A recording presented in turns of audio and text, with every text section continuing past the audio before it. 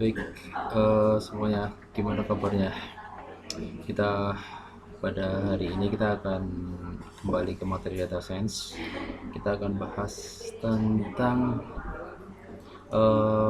functional approach pada histogram. Jadi ada histogram, tapi kita bisa mengatur, kita mengatur kalau ada perintah ini kemudian muncul label, kalau enggak dia nggak muncul labelnya, gitu dia. Kita menggunakan perintah selection seperti menggunakan if ya, tapi nanti dampaknya pada perubahan di histogramnya, gitu dia. Oke, nah dataset yang akan kita gunakan, dataset yang kita gunakan kita akan pakai ini linknya ya. Nanti kita akan pakai yang mark ya, kita pakai mark ini, silahkan di download dulu di sini. Oke, kemudian nah nanti kita ambil yang ini ya, mark CSV ya. Kita pakai mark CSV, kita pakai dataset yang nilai ya. Oke, dataset yang nilai. Nah, sebelumnya itu ya. Jadi sebelumnya kita nanti di histogram nanti kita akan langsung aja saya masukkan materi tambahan, yaitu pada uji normalisasi ya. Uji normalisasi. Jadi normalisasi mungkin sebagai peneliti itu sering mendengar ada uji normalisasi ya. Normalisasi menggunakan uji Kolmogorov-Smirnov, ada juga uji Shapiro. Oke, Kolmogorov sama uji Shapiro. Saya tulis di sini ada pakai ini. Jadi ada uji Kolmogorov Smirnov ya, mungkin kalian sering mendengar ya, yang biasa meneliti ya, Smirnov. Sama satu ini yang pertama. Yang kedua kita akan coba pakai di Python, itu ada uji normalisasi menggunakan Shapiro. Ya, Shapiro Y. Nah, Shapiro Work. Nah, kita pakai uji dua ini. Kita akan ini kalau dalam meneliti bisa pilih ya, boleh pakai Kolmogorov, boleh pakai Shapiro Wilks ini. Nah, fungsinya untuk apa sih uji normalisasi ya? Uji normalisasi itu kita ingin lihat datanya itu menyebar atau enggak sih, gitu ya. Sudah merepresentasikan semuanya dari responden atau enggak, gitu ya. Jadi oh ini sepihak ini, nah gitu, atau oh ini sudah menyeluruh dari segi responden gitu. Jadi ini fungsi dari uji normalisasi. Nah, di beberapa peneliti nanti ini sih ada langkah-langkah berikutnya gimana itu kalau normal atau enggak. Tapi kita akan uh, kita akan uh, kita akan kita akan tes uji normalisasi dulu menggunakan Python itu seperti apa gitu ya. Oke, langsung aja. Oke, kita masuk Pythonnya, kita akan buat di Pythonnya ya kan. Nah, di Pythonnya ini saya kasih materi 10 ya, saya rename materi 10. Oke, already sudah ada ya. Oke, saya kasih materi 11. Nah, pertama seperti biasa, ini tadi sudah di-download ya, kita pakai yang MarkCSV ya, berarti kita koneksikan data Pythonnya dengan MarkCSV ya, oke kan ya, kita koneksikan dengan MarkCSV. Nah, datanya di sini ya, kita masuk kita buat seperti biasa, ini datasetnya, buat folder dataset. Kemudian kebetulan di sini sudah ada, berarti kita tinggal pakai aja. Kalau belum, berarti silahkan upload mark CSV-nya di situ ya. Oke, tapi kalau sudah ada, tinggal kita pakai aja. Kalau belum ada, yang di download tadi dimasukkan di sini. Kemudian kita pack di praktek DS ini Python yang kita buat materi 11 di sini. Oke, jadi ini beda folder ya, dataset sama Pythonnya beda folder. Oke, baik, kita langsung aja kita ketikkan koneksinya. Pertama adalah kita koneksikan dengan pandasnya dulu ya, pandasnya SPD, kemudian datasetnya. Ini datasetnya alamat tadi, yaitu dataset, ini foldernya tadi. Yang kita pakai datasetnya adalah map.csv. Oke, gitu deh, map.csv. Kemudian kita buat variable ya untuk pemanggilan, untuk pembacaan CSV-nya pakai df aja. Oke. Kemudian pandas titik read CSV dalam kurung nama datasetnya, koma, headernya sama dengan ya. Oke, sudah itu. Coba kita tes dulu kita bisa connect atau enggak. Nah, oke, sudah, berarti connect, kita bisa pakai ya. Nah, pertama nanti kita akan menggunakan NumPy ya. NumPy pakai atau enggak ya? Kita tulis aja sih ya. Coba nanti, karena kalau itu gitu kan berarti pakai NumPy, kalau enggak berarti enggak apa-apa sih, kita tulis aja SNP. Nah, kemudian yang pasti nanti kita akan menggunakan matplotlib ya, karena materi kita kan data visualization ya kan, data visualization berarti kita harus menggunakan matplotlib. Plotlib ya, titik pyplot. Oke, titik pyplot, kemudian kita kasih nama apa ya? Kita kasih nama ini ya, histogram ya, histogram grafik lah ya. Ya, kita kasih nama panggilannya grafik. Oke, matplotlib titik pyplot as grafik. Oke, nah kita akan menggunakan apa sekarang? Yang mau kita uji variabel apa yang kita pakai gitu ya, dari max tadi, max.csv ya, atau df nya. Oke, jadi df ini kan df ya, df ini kan isinya ini ya, apa ya, ini isinya student ID, mark sama city. Oke, kita akan pakai marknya, kita uji marknya ini uji normal atau enggak gitu dia, normal atau enggak itu dia. Oke, seperti itu ya. Nah, terus ini kebanyakan nih. Oke, udah. Nah, kemudian kita pakai variabel di, saya tulis di sini aja lah ya, bisa hapus ya. Jadi kita pakai variabel mark yang nilai ini ya. Oke. Nah, kita akan memakai y. Kita buat pakai variabel pakai y itu adalah data yang mark tadi, data yang mark tadi, m nya besar ya, mark. Nah, oke, data y itu data yang mark. Kemudian ini grafiknya. Oke, grafiknya kita pakai histogram. Oke, histogram, kemudian y nya, kemudian ini ada pins, saya tuliskan pins itu tuh range berapa ini ya, berapa apanya batang histogramnya. Contoh saya tulis 10 dulu ya, nanti kita bisa tambah gitu ya. Oke, nah kemudian saya tuliskan grafik titik x label ya.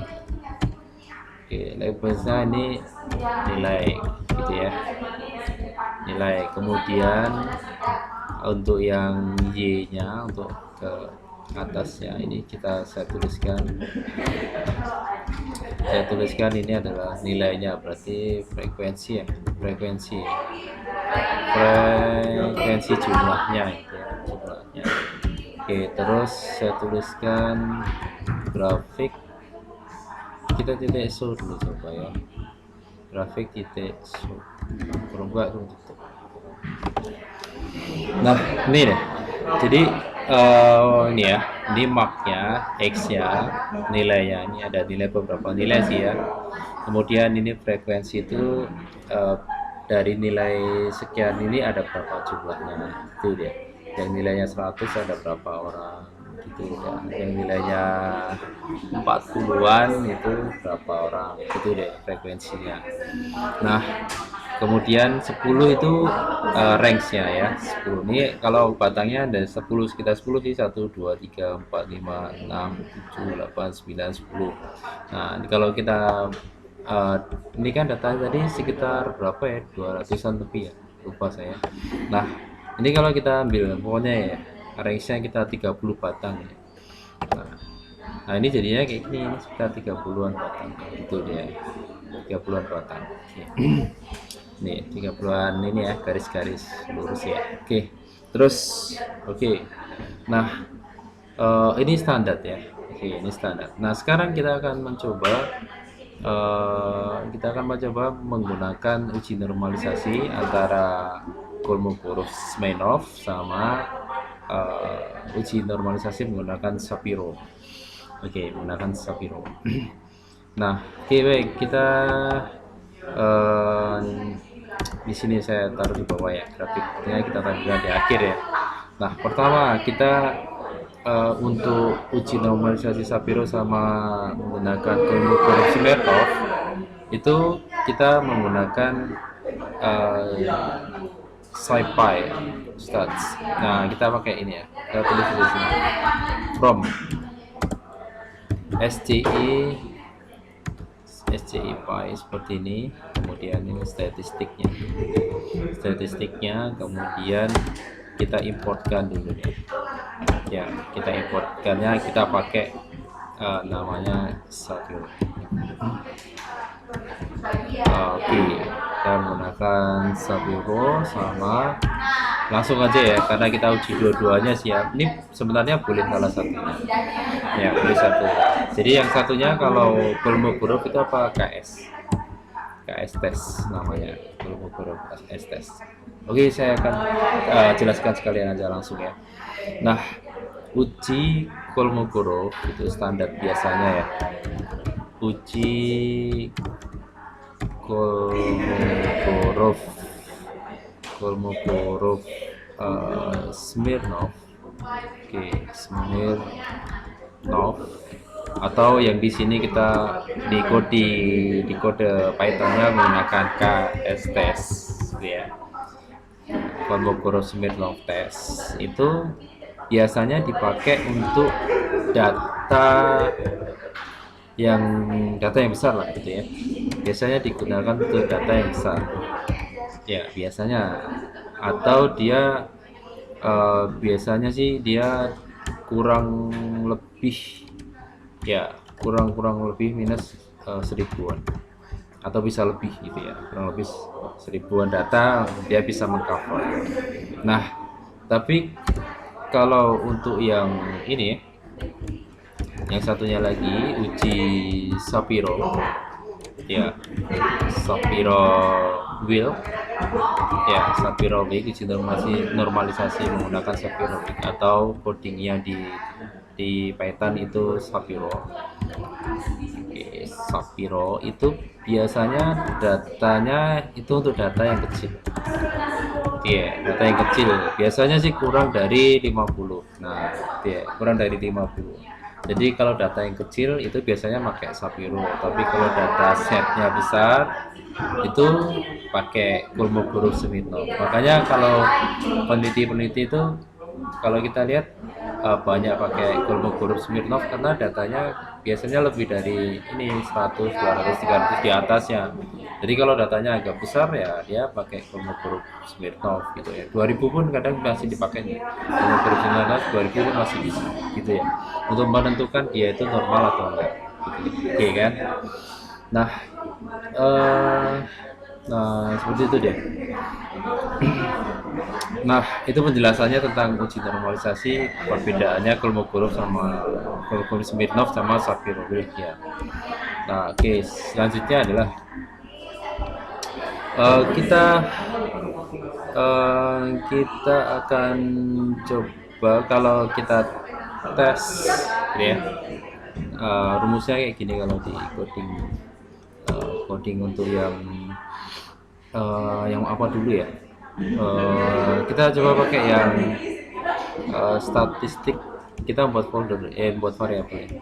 Ini variabel namanya statistik untuk kolom huruf dulu sih ya. Ya, statistik untuk kolom huruf. Jadi ada nilai statistiknya, ada nilai alfanya. Ya, alfanya saya tulis di sini p value. Ya, p value dari kolom huruf. Ya, jadi ada dua variabel ya. Ya, biasanya kita pakai yang p value nanti ya. Pokoknya di p value itu apa di 0,05 gitu dia. Nah, oke, baik. Kemudian ini saya tuliskan kolom huruf tes. Jadi, karena kan kita pakai kolom huruf tes. Jadi ini kita pakai kolom huruf tes. Nah, siapa yang akan diuji? Yang diuji itu adalah ini nilai mark. Ini normal atau enggak? Dari marknya kita klik Y. Oke, kemudian saya tulis di sini normalisasi norm. Tapi kalau Sapiro enggak tulis norm ya. Kalau di kolom huruf tulis norm.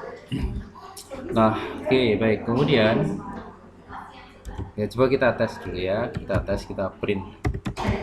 Kita print berapa sih nilai dari statistik. Ya, nilai dari statistik dari kolom huruf ini deh. Berapa nilainya? Kita tulis saja sini koma. Kemudian namanya kita tuliskan. Oke, kita tuliskan, kita pastekan di sini kayak paste ya. Kan di sini ada dua nilai ya di uji normalisasi. Jadi ada p value-nya. Untuk biasa standar itu bisa juga kita pakai yang p value aja sih biasa. Nah, oke, p value-nya berapa nilai dari p value-nya kita tulis di sini. Koma berapa nilai p value dari KS kolom huruf statistik, kolom huruf Smirnov-nya. Kemudian koma, nah kita tinggal panggil aja ini variabelnya. Oke, seperti ini. Nah, udah kita pastikan ini kita nonaktifkan aja grafiknya. Nah, seperti itu. Coba kita lanjut dulu ya. Nah, oke. Ini kita ketemu nih. Ya, 0,05. Statistiknya 1.0. Nah, kayak gitu dia. Apa maksudnya? Nah, nanti kita akan masukin di histogram nanti ya. Ini normal atau enggak, kita masukin codingnya di ini ya, di Python-nya. Oke. Jadi kita hubungkan histogram dengan coding. Nah, oke, itu yang pertama ya. Kalau kita menggunakan kolom huruf Smirnov. Nah, bagaimana kalau kita cek selain dari kolom huruf Smirnov itu bisa juga kita menggunakan Sapiro. Nah, kalau kita pakai Sapiro ini contoh statistik ini kita paste aja lah ya biar cepat ya. Ini saya copy, nah ini saya copy juga ya, ini saya pastekan. Nah, ini nanti silakan pilih salah satu boleh ya, tergantung datasetnya ini ya, tergantung datasetnya mau yang mana ya. Nah, ini saya tulis ini KS, berarti yang Sapiro-nya Sapiro gitu aja ya. P value dari Sapiro, uji normalisasi menggunakan Sapiro. Nah, di sini bukan pakai KS test lagi kolom huruf Smirnov, tapi kita kalau Sapiro menggunakan ya Sapiro aja kita tulis ya, Sapiro gitu ya. Nah, ini nggak perlu pakai nom, langsung aja isi cukup. Nah, kemudian statistik dari Sapiro berapa gitu ya, statistik dari Sapiro. p-value dari apa tadi, Sapiro-nya berapa. Nah kemudian ini juga Sapiro sangat kecil kecil kecil kecil. Oke sudah. Nah, gitu deh. Kita teskan ini. Tuh ini ada dua ya. Jadi ini ada Kolmogorov ya, ketemu dia 0,000 sekian gitu ya. Nah statistiknya ini panjang gitu ya. Ini agak panjang. Kalau panjang kan kadang kita bingung ya, ini panjang ya. Oke, kalau panjang gimana sih caranya kita ini ya? Apa namanya? Kita ambil 2 digit aja gitu ya. Nah, kalau kita ambil 2 digit aja, ini rumusnya caranya. Nah, kita rencananya kan taruh di sini ya, di p-value usaha ini kan. Atau ini juga boleh sih, dua-duanya kita tulis. Nah, kita tes satu dulu ya. Nah, tes satu dulu kayak gini deh. Ini kita itu sama dengan kita pakai kurung berawal titik 2 titik, kemudian kita mau 2 float 2 digit di belakang koma, 2 float. Oke, kemudian ini kita langsung dot format. Oke, format dari yang kita kasih kurung berawal ini, ambil dari nilai p-value Sapiro nya gitu. Jadi langsung yang di kurung berawal ini akan tergantikan nilai format p-value itu dia. Coba kita run error atau enggak. Hasilnya ya parsing grafik titik ini tadi kan udah double yang satu ya. Oke, kita pikiran ya. Nah gitu ya, ini 2 digit di belakang koma ya, dia 0,0000 berapa gitu ya. Caranya kayak gini deh. Nah ini juga sama nih, kalau kita mau pakai yang ini kepanjangan, kita ringkas pun bisa juga sama. Ini bisa kita copy paste nih kayak gini, copy paste saja biar cepat ya kan. Enak kalau kita main copy paste ya. Nah gitu ya, static, kemudian kita ini kurung tutup ya. Oke, kalau nggak nampak nih sini seperti ini. Jadi satu titik saya di rencana nilainya di sini titik koma start value dan sekian. Oke, udah kita coba run ya. Nah, jadinya 0,94 ya kan. Jadi 2 digit di belakang. Oke, baik. Jadi seperti itu ya. Jadi kalau yang menggunakan uji normalisasi Sapiro ini, kalau menggunakan Kolmogorov Smirnov untuk data yang cukup besar, pakai yang di sini. Ya, ini salah satu aja, gitu ya. Ini beda nilainya ini ya. Ini beda nilai statistiknya lain. Nah, oke, baik. Kita sekarang masuk ke bagaimana sih kita menggunakan fungsional di dalam label, atau kita masukin rumusnya untuk menghubungkan dengan grafiknya gitu ya.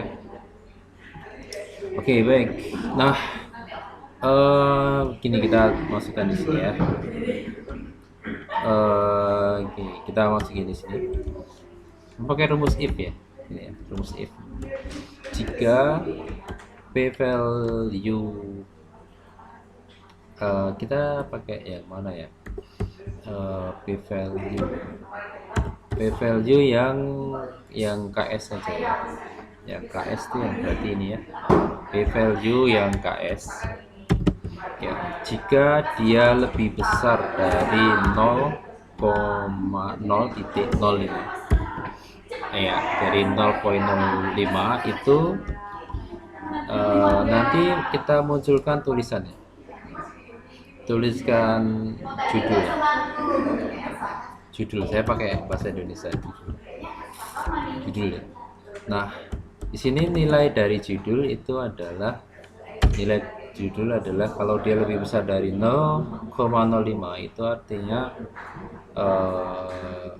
data terdistribusi normal. Kalau kita pakai bahasa Indonesia, bahasa Inggris ini data is normally distributed ya, artinya dia terdistribusi normal. Oke, tapi kalau dia ini saya kasih else. Tapi kalau dia itu eh, di bawah 0,05 itu artinya dia tidak terdistribusi normal. Jadi nilai dari judulnya ini saya pastikan aja ini biar cepat. Saya masukkan di sini ya. So, Oke, data is normally distributed normal. Ini kita not normally distributed. Jadi not. Oke, not normally distributed. Nah, oke, kita akan mendapatkan nilai ini dulu ya. Berdasarkan nilai dari uji normalisasi itu di bawah 0,05 atau enggak ya. Kalau di bawah berarti oh tidak normal. Ya, karena hipotesisnya tidak normal, dia tidak reject gitu. Ya, tapi kalau dia di atas 0,05, oh ternyata H0-nya itu H0-nya ini fail to reject the null hypothesis. Nah, baik, kita sudah selesai, tinggal kita masukin di grafiknya. Ya, simpel sih, kita tinggal tulis di grafik, kemudian title-nya. Kemudian kita tulis di sini judul. Nah, gitu dia, judul. Oke, gitu ya, judul. Jadi dia statusnya grafik itu normal atau enggak, gitu dia. Oke, kita cek running ya. Invalid else. Ya, invalid else. Invalid else. Oh, kode else-nya ini harusnya pakai titik 2. Oke. Typo, ada yang kurangnya. Nah, sini ya. Sini uji normalisasi.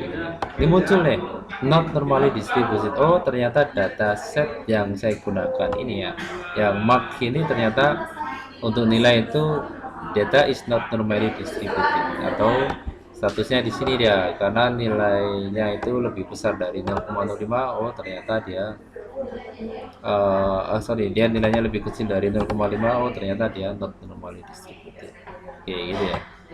Nah, ini contoh, ini nanti bisa berubah-berubah ya title-nya, tergantung dia nilai yang diperoleh dari uji normalisasinya berapa ya. Ketika kita menggunakan yang Kolmogorov huruf ini ya, ini kan pakai Kolmogorov ya, Kolmogorov Smirnov ya. Nah, kalau kita pakai yang Shapiro ya, ini kita tinggal KS ini kita ganti menjadi ganti dengan ini ya, P value dari Shapiro gitu ya. Ini kalau Kolmogorov pakai KS, kalau yang Shapiro pakai SA untuk data yang kecil, data set gitu deh.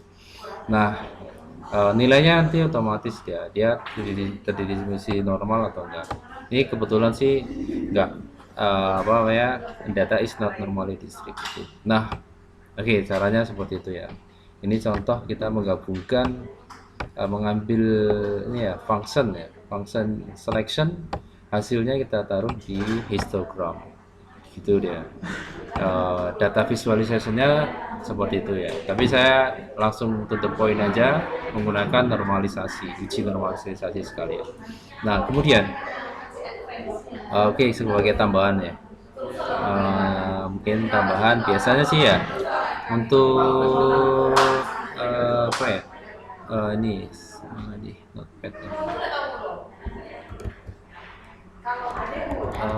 Nah, ini ya, kalau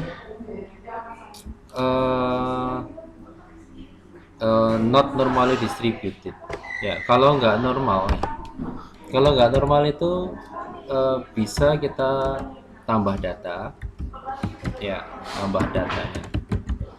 Oke, kalau nggak normal bisa tambah data, tapi yang pertama juga cek dulu missing value ya, missing value. Kemudian bisa juga kita tambah datanya, kemudian atau bisa juga kita abaikan normalisasi juga bisa, atau kita non parametrik juga bisa ya. non parametrik. Oke, nanti silakan ajari non parametrik. Nah, atau bisa langkah yang terakhir itu bisa mengabaikan. Ada suatu researcher yang berpendapat kalau datanya sudah besar nggak perlu lagi uji normalisasi. Jadi dia mungkin datanya normal atau enggak itu is okay, gitu dia. Ya seperti itu dia. Itulah ya, silakan mungkin bisa dicoba untuk uh, menggabungkan coding untuk ini apa namanya untuk menggabungkan tuh uh, penggunaan if dengan memasukin ke histogram.